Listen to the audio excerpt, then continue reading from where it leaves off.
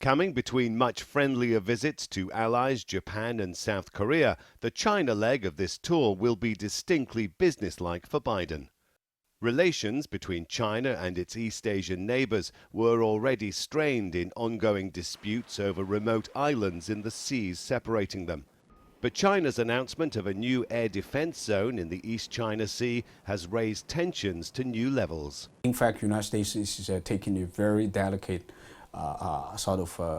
position, and it has to strike a careful balance between reassuring its allies without emboldening it, and of course, and try to restraining, out of China, but also trying to cooperate with China.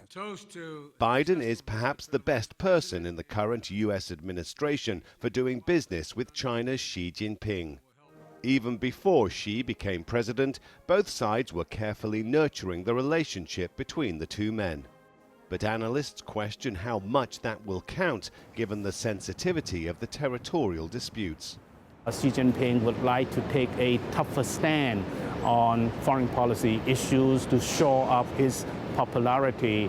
And the Diaoyutai Islands, the Senkaku Islands dispute is a very sensitive issue in China. Chinese leaders cannot afford to be seen to be weak in dealing with Japan and the United States on this issue. Biden's visit is being seen as tangible evidence of the U.S. pivot back to the Asia-Pacific region.